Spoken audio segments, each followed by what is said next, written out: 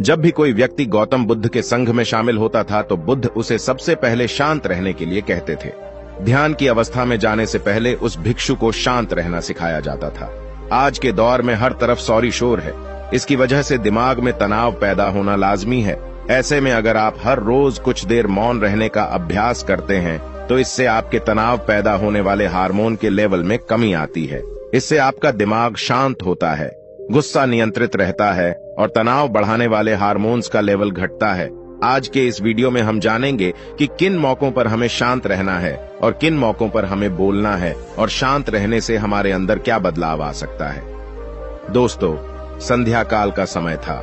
गुरु अपने सभी शिष्यों को बुलाते हैं और कहते हैं, कल सुबह सब लोग नदी में स्नान करने के बाद तुरंत हमारी कुटिया के सामने उपस्थित हो जाना। सभी इसी से हैरान रह जाते हैं कि हम लोगों ने कुछ गलती की है क्या, लेकिन गुस्से से यह कहते हैं कि हो सकता है कि गुरुजी कल सुबह कुछ अच्छी बात बताने वाले हैं। सब लोग रात को सही समय पर सो जाते हैं और सुबह उठकर सभी लोग नदी में स्नान करने के बाद वापस गुरुजी के सामने उपस्थित हो जाते हैं। गुरु कहते हैं, आज हम तुम सबको चुप रहने के फायदे के बारे में बताऊंगा। गुरु कहते हैं, 10 मौके जहां पर चुप रहने से होता है लाभ और बोलने से नुकसान। गुरु कहते हैं, अगर आप इन 10 मौकों पर शांत हो गए यानी मौन हो गए तो आप जो चाहेंगे वही मिल जाएगा। आपकी जिंदगी में चमत्कारिक बदलाव शुरू हो जाएंगे। जरूरत से ज्यादा बोलना या चुप रहना दोनों ही अच्छी बात नहीं है। जैसे जरूरत से ज्यादा बारिश हो जाना या फिर धूप दोनों ही दिक्कत देती है, उसी तरह अनावश्यक बोलने से भी काफी नुकसान होता है। गुरु कहते हैं कि पहला ऐसा मौका जहां पर व्यक्ति को चुप रहना चाहिए, बिना तथ्य के ना बोले। गुरु ने कहा, अगर आपके पास कोई तथ्य नहीं है तो वहां चुप रहने में ही भलाई है। चुप बैठने से दिमाग में नई कोशिकाओं का निर्माण होता है और इससे ज्ञान की वृद्धि होती है। बोलने में भलाई वही है जहां आपको किसी चीज के बारे में पूरा ज्ञान हो। अगर आप बिना तथ्य के कहीं बोलते हैं या फिर बेवजह बोलते हैं तो आपका वहां मजाक भी बन सकता है। अगर आपके पास पर्याप्त जानकारी नहीं है, ऐसी जगह पर बोलने से आपका मजाक तो बनी रहेगी, साथ ही साथ लोगों का भरोसा भी आपसे उठने लगेगा। इसलिए ऐसी जगह पर शांत रहो जहां तुम्हें पता ना हो कि क्या बोलना है क्या नहीं। कई बार कुछ लोग ऐसे होते हैं जो हर जगह अपनी उपस्थिति बताने लगते हैं। उन्हें पता नहीं होता है कि हमें क्या बोलना है, लेकिन फिर भी बोलते जाते हैं और फिर बाद में दूसरे लोग उनके जाने के बाद उनका मजाक उड़ाते हैं। जब तक आपको उस तथ्य के बारे में अच्छा ज्ञान नहीं है, उसके बारे में पता नहीं है, तो वहां चुप रहना ही ज्यादा समझदारी है। गुरु ने कहा, दूसरा ऐसा मौका जहां पर व्यक्ति को चुप रहना चाहिए। शब्दों से न पहुंचे ठेस। अगर आपके शब्द किसी को मानसिक ठेस पहुंचा रहे हैं तो वहां चुप हो जाना चाहिए। कमजोर व्यक्ति के बारे में कुछ भी बोलकर आप महान नहीं बन सकते हैं। महान आप किसी कमजोर का साथ देने में बनेंगे। कई बार होता है कुछ लोग अपने से छोटे व्यक्ति को भला बुरा कहते रहते हैं। सामने वाला इंसान तो कद से आपसे छोटा है, वह आपको कुछ नहीं बोलेगा, लेकिन आप उसकी नजरों में गिरते चले जाएंगे। हो सकता है कि कल वह भी आपसे पद में बड़ा हो जाए। पद में आपसे जब वह बड़ा हो जाएगा तो आज जो रवैया आपका उसके साथ है, आने वाले समय में वह भी आपके साथ वही करेगा। आप किसी को नीचा दिखाकर बड़ा नहीं बन सकते हैं। बड़ा बनना है तो अपने से छोटे लोगों का इज्जत भी करना सीखें और साथ ही साथ बड़े लोगों का भी सम्मान करना चाहिए। लोगों को लगता है कि अगर वह अकड़कर बोलेंगे और सामने वाले को नीचा गिराने की कोशिश करेंगे तो वह बड़े बन जाएंगे, तो यह उन सब की भूल है। बड़े होने की बजाय आप उनकी नजरों में गिरते चले जाएंगे। गुरु ने आगे कहा, इसलिए शिष्यों, तुम सब जब भी बोलना आदर भाव से बोलना, ताकि तुम्हारी बात लोगों को अच्छी लगे। बोलने में भाई बहन, माता पिता, मित्र इत्यादि संबोधन शब्दों का इस्तेमाल जरूर करना। इससे तुम्हारी मान प्रतिष्ठा तो बढ़ेगी ही, साथ ही साथ लोगों की नजरों में तुम समझदार व्यक्ति बनते जाओगे। गुरु ने आगे कहा, तीसरा मौका जहां पर व्यक्ति को चुप रहने में ही भलाई है।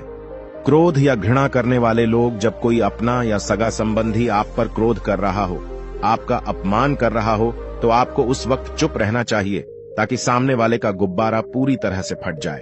आप यदि सही हैं तो उसे कतई माफीनामा गए और चुप रहकर ही सही समय का इंतजार करें। वह खुद आपसे माफी मांग लेगा जब उसे अपनी गलती का एहसास हो जाएगा। गुरु आगे कहते हैं कि अगर आपका कोई सगा संबंधी आप पर क्रोध कर रहा हो और आप उस समय शांत हैं, तो यह आदर सम्मान देने की निशानी होती है। इससे न कोई छोटा होता है और न ही बड़ा। अगर आपको क्रोध आ रहा है तो आप या तो वहां से किसी का अनादर किए बिना चले जाएं या फिर चुप रहें। क्रोध करने से आपके रिश्ते खराब होंगे। क्रोध करने से हमेशा क्रोध करने वाले व्यक्ति का ही बुरा होता है। गुरु आगे कहते हैं कि एक बार की बात है, एक सांप जंगल से भागते हुए किसी राजा के घर में पहुंच गया। लोगों ने छेड़खानी की तो वह बहुत ही गुस्सा हो गया, जिससे घर में जो तलवार पड़ी हुई थी उसी को लपेटकर कसने लगा और धीरे धीरे उसका पूरा शरीर कट गया। यह गुस्सा उसे खा गया। ठीक उसी प्रकार हमारा गुस्सा भी हमारे शरीर को तलवार की भांति काटता रहता है। गुस्सा ध्यान से खत्म होता है प्रतिदिन। अगर आप ध्यान की मुद्रा में बैठे हैं तो आपका गुस्सा आपके नियंत्रण में रहेगा। गुरु आगे कहते हैं कि यह तरीका है कि आप प्रतिदिन ध्यान का अभ्यास करें। इससे आपके शरीर में जो हार्मोन्स गुस्से को बढ़ावा देते हैं वह सब तुम्हारे नियंत्रण में रहेंगे, जिससे शरीर गुस्से पर आसानी तुम्हारा से काबू पा लेगा। लेकिन एक तरीका यह भी है कि जब भी आपको गुस्सा आए तो आप यह समझने का प्रयास करो कि क्या मेरा गुस्सा जायज है या नहीं। हमें वहां पर बोलना चाहिए कि नहीं। जब आप खुद इस बात का आकलन लगा पाएंगे तो आपको खुद पता चल जाएगा कि हमें गुस्सा करना चाहिए या नहीं। फिर भी आपको गुस्सा आ रहा है तो आप वहां से हटने का प्रयास करें, वहां से दूर चले जाएं। धीरे धीरे समय के साथ आपका दिमाग शांत हो जाएगा। गुरु ने कहा, चौथा ऐसा मौका जहां पर इंसान को बहुत ही समझदारी के साथ काम लेना चाहिए, वहां पर आपको चुप रहना ही चाहिए, जहां पर उस मुद्दे से आपका कोई संबंध ना हो। अगर आपका किसी मुद्दे से कोई संबंध ना हो तो वहां आपका चुप रहना बनता है। बिना किसी वजह अगर आप दूसरे के मुद्दे पर बोलेंगे तो यह आपके लिए अनिष्टकारी होगा। इसमें केवल और केवल आपका ही नुकसान है। जल्द ही आप किसी दो लोगों के बीच हो रहे विवाद में जल्दी अपनी टांग न डालें। अगर सामने वाला आपको बुला रहा है अपना झगड़ा शांत करवाने के लिए तो ही आप वहां पर जाएं। किसी की व्यक्तिगत जिंदगी में दखल अंदाजी नहीं देनी चाहिए जब तक कि वह व्यक्ति आपको नहीं बुलाता है। अपने झगड़े को शांत करवाने के लिए कुछ लोग फालतू में दूसरे के विवाद में कूद पड़ते हैं। इससे उनके मान सम्मान मर्यादा पर लोग उंगली उठाने लगते हैं। गुरु कहते हैं कि 10 मौकों में 5वां ऐसा मौका जहां पर व्यक्ति को बहुत ही समझदारी के साथ चुप रहना चाहिए। आपके शब्दों से किसी मित्र को हानि न पहुंचे। अगर आपके शब्द सामने वाले के परिवार या मित्रों की प्रतिष्ठा के बारे में बुरी झलक दिखा रहे हैं तो आपको चुप रहना चाहिए। किसी के परिवार या फिर मित्र के बारे में बुरा बोलने से केवल आप ही बुरे बनेंगे। जो चीज आसानी से खत्म की जा सकती है उसे अपने शब्दों से बड़ा न करें। बिना चिल्लाए बात करने का प्रयास करते रहना चाहिए। अगर आप बिना चिल्लाए कोई बात नहीं कह सकते तो आपका चुप रहने में ही भलाई है। किसी पर चिल्लाने से आपके व्यवहार के बारे में पता चलता है। ज्यादा बोलने से चीजें हमेशा खराब ही होती हैं। कई बार कुछ रिश्ते ज्यादा तेज बोलने की वजह से टूट जाते हैं। इसलिए अपनी आवाज में मीठापन लाएं। आपके शब्दों से आपके दोस्त को हानि नहीं पहुंचनी चाहिए। कभी कभी दोस्तों के जब हम मजाक हैं तो रहे कि आपके शब्दों से किसी का अनादर ना हो। मजाक को भी हमेशा शब्दों के मायने में ही रखें। जहां किसी को शब्दों से चोट लगे वहां चुप हो जाएं। ज्यादा बोलने से हमेशा नुकसान ही होता है। किसी और की प्रतिष्ठा को अपने शब्दों के माध्यम से उसे हानि नहीं पहुंचानी चाहिए। यदि आपके शब्दों से किसी और की प्रतिष्ठा को ठेस पहुंच रही है तो वहां आपको चुप हो जाना चाहिए। जब कोई व्यक्ति आपके सामने नहीं है तो आप उस व्यक्ति के बारे में बुरे शब्द किसी तीसरे व्यक्ति के सामने न बोलें। गुरु कहते हैं, छठा मौका जहां पर व्यक्ति को चुप रहना चाहिए, जब कोई कर रहा हो किसी की बुराई। जब कोई आदमी आपके सामने किसी तीसरे आदमी की बुराई कर रहा हो तब तुम्हें चुप रहकर बस सुनना चाहिए। अपनी राय व्यक्त नहीं करना चाहिए, क्योंकि जो आज आपके सामने किसी तीसरे की बुराई कर रहा है वह कल किसी और के सामने आपकी बुराई भी कर सकता है। यदि आपने कुछ कहा है तो नीति शास्त्र के अनुसार जो अपने मुंह को बंद रखता है और बुद्धि से काम करता है वही इंसान समझदार होता है।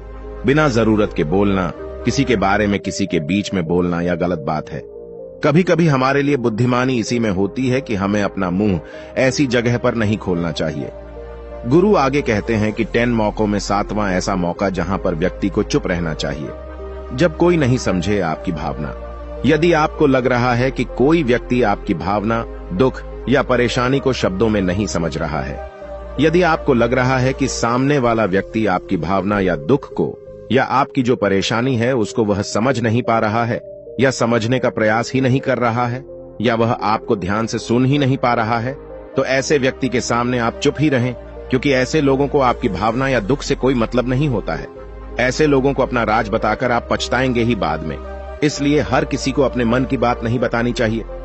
अगर आपको लग रहा है कि सामने वाला आपकी बात को नहीं समझ पा रहा है, आपकी भावनाओं को नहीं समझ पा रहा है, तो वहां पर आपको नहीं बोलना चाहिए, क्योंकि आज में आपका मजाक ही बन जाएगा जब आपको लगने लगे कि सामने वाला आपकी भावनाओं को ठीक तरीके से समझ रहा है, आप जो कह रहे हैं वह ठीक से सुन रहा है, तभी आप उसे अपनी बात कहें। गुरु कहते हैं कि 8वां मौका जहां पर आपको चुप रहना चाहिए, जब कोई इंसान अपना दुख व्यक्त करे। यदि कोई इंसान अपने दुख या परेशानी को आपको बता रहा है, तो इसका मतलब यह है कि वह आपको अपना समझ रहा है। ऐसे में तुरंत ही उसे समाधान बताने के बजाय चुप रहकर उसके दुख या समस्या को सुने। उसके दुख या समस्या को किसी और को न बताएं। वह इसलिए नहीं बता रहा है कि उसकी समस्याओं का समाधान कर देंगे, बल्कि वह इसलिए भी बता रहा है कि सामने वाला उसकी बात को समझ रहा है। कई बार बताने से दुख कम हो जाते हैं। आपको अपना दुख इसलिए बता रहा होगा कि उसे लग रहा है कि आप उसकी बात को समझ रहे हैं। दुख बांटने से कम हो जाता है। इसलिए जब कोई व्यक्ति अपना दुख आपसे व्यक्त करे, तो आप चुप मारकर उसकी बात को बहुत ही ध्यान से सुने, ताकि उसके दुख कम हो जाएं। उसके मन का बोझ हल्का हो जाए, क्योंकि उसके मन में जो भी बातें थीं, वह आपको सब बता दिया। गुरु आगे कहते हैं कि 10 जगहों में 9 ही ऐसी जगह जहां पर आपको चुप रहना चाहिए। जहां पर दुष्ट प्रकृति के लोग रह रहे हों और गाली गलौज कर रहे हों, तो आप वहां पर मत जाइए। ऐसी जगहों से आप चुपचाप निकल जाएं, अर्थात अपनी प्रतिक्रिया दिए बिना आप वहां से चले जाएं, क्योंकि जिसकी जुबान खराब होती है, जो दुष्ट प्रकृति के लोग होते हैं, उनको आप ऐसे समय में नहीं समझा सकते हैं। जब उनका दिमाग पूरी तरह से शांत हो जाए, तभी वह आपकी बात सुनेंगे। इसलिए जहां पर दुष्ट प्रकृति के लोगों आपकी बात को न मानते हों और न ही सुनते हों, तो आपको वहां पर नहीं बोलना चाहिए। गुरु कहते हैं कि 10 माह ऐसा मौका जहां पर आपको शांत हो जाना चाहिए। अपनी सफलता का राज हर किसी को न बताएं। कई बार होता है कि कुछ लोग जो सफलता को बहुत ही जल्दी अर्जित कर लेते हैं, वे हर जगह अपनी सफलता का ढिंढोरा पीटने लगते हैं।